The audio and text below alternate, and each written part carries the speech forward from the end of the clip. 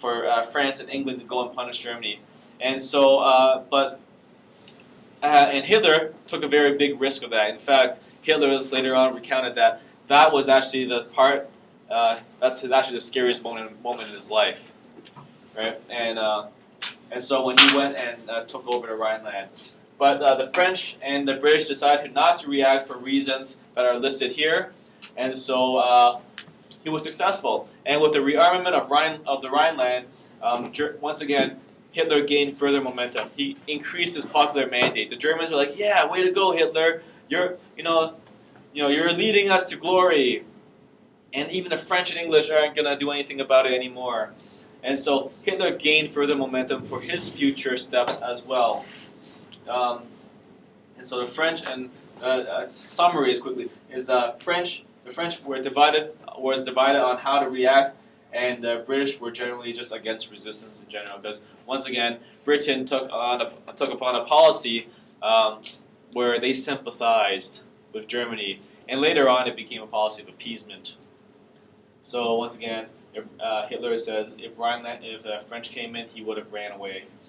Spanish Civil War, not part of Scram Cup, but also significant, is that it was Germany and Italy going into Spain to help their fascist neighbor,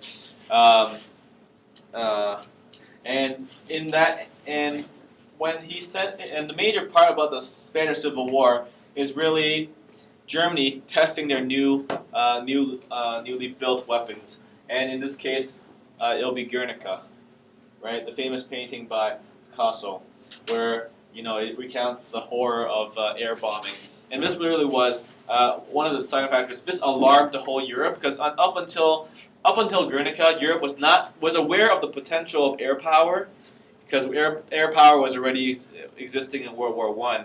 But with Guernica, the bombings that Germany was able to carry out, it really showed Europe what they can anticipate. And one thing in particular, where Britain used to be very safe, because Britain's on an island, and Britain should be safe from attacks from Germany. But with Guernica, Britain became fully aware that they're not safe from Germany, because Germany does not need to sail over the English Channel. Germany can just send their planes over and bomb them. So the Rome-Berlin Axis was formed, and the Anti-Comintern Pact was formed, part of the alliances that in which Germany built around Japan and Italy. By then, Hossbach Memorandum is significant. You need to know that. Also not a part of Scram Cup, but chronologically,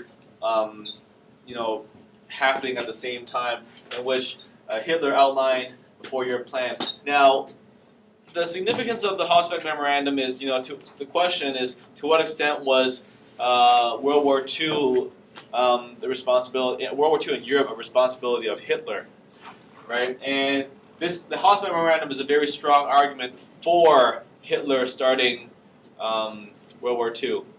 The counter arguments, of course, lies in that this Hossbach Memorandum was not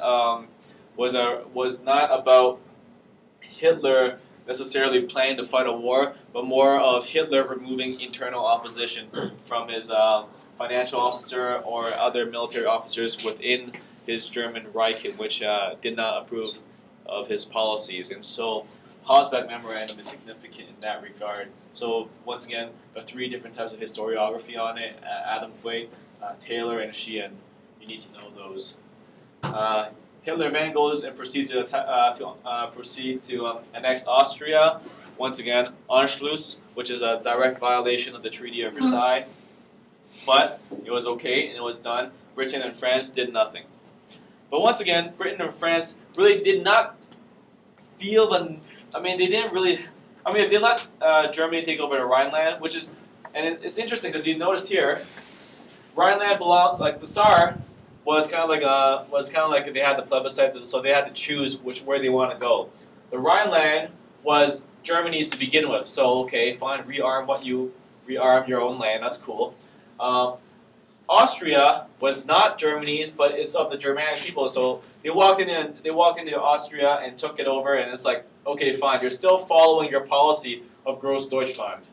And we forbid Anschluss, which was unfair, so they also sympathized with that and said, okay, fine, you can. And some people in Germany and France all said, okay, no, not Germany, France, Britain and France, particularly Britain, said, okay, it's okay, just take over, take back what you can legally claim as yours, I guess. Of course, some people in Austria resisted it, and you can, look back to the famous musical, The Sound of Music, although it's not historically accurate in some other sense. So that's Austria, Anschluss, and then Hitler then proceeds to take the Sudetenland, and he basically declares, we want the Sudetenland. And that's the first instance of Hitler infringing upon the Allies, right? Because remember, Rhineland and Austria were both German, pretty much German. And so, okay, that's fine. You're not really bugging anybody. Once Hitler laid claims on Sudetenland, basically they're taking territory away from an allied country, a part of the Little Entente. And so Hitler says, okay, we just want the Sudetenland because I want to reunite the German people. And so Britain and France, they had the Munich conference. It was really tense at that time because it was one of those situations where war could have broken out any moment. Because if England and France said no, war would have broken out, or so as Hitler would claim, war would have broken out because he would fight for Sudetenland. And so they're like, fine, sign the Munich Agreement without the approval of Czechoslovakia.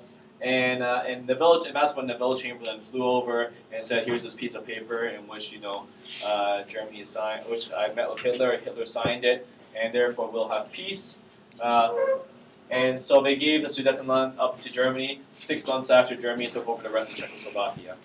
And of course, the historical debate on the intention on. No, it's still recording. Just put the password in. Put the password in. It should still be recording. It stops usually. Right? Oh, yeah. Yeah. The historiography of this really is, did Neville Chamberlain do that as a form of appeasement?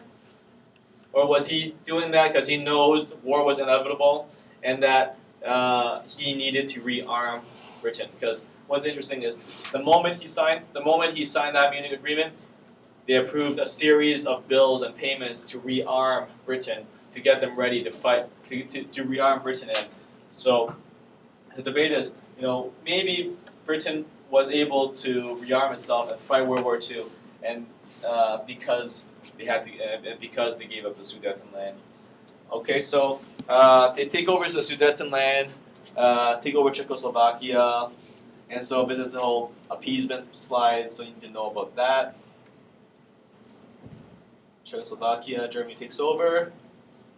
And after taking over Czechoslovakia, you see there's a situation where Germany and Czechoslovakia and former Czechoslovakia pretty much circles around Poland, East Prussia, Russia. They formed a Nazi-Soviet pact, or in this case, just to make Scram Cup work, USSR Nazi pact. It's also called the Ribbentrop-Molotov pact, in which Germany and Russia agreed, and then they just to take over Poland and divide themselves up. It bought time for Germany to focus on the Western Front, and it also allowed Russia to buy some time to rearm. Because Stalin, who just took over in Russia, really did not have a very large. He got rid of a lot of military officers, and so by buying time, it allowed Russia to basically prepare for war against Germany, and as a result of, and it's arguable that because Stalin was able to rearm and get ready for World War II, that later on when Germany was attacked from both sides, Stalin was able to, he was the one who took down Berlin, right? Although of course the East and West put together, defeated Germany, but technically Russia was one that stepped into Berlin. So here's some pictures, interesting pictures on the Nazi-Soviet pact.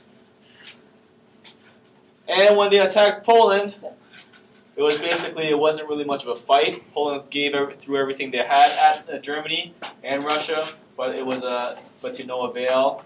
And then Britain declares war on Germany. And once again, you need to know this appeasement chart, right? The historiography of appeasement, different perspectives of different historians, and what is appeasement, and the different perspectives on it.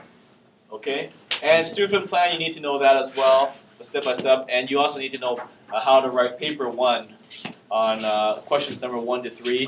Remember, you need to know the formula, you need to know the correct way of doing it. Okay, and that's it. Wow. Woo!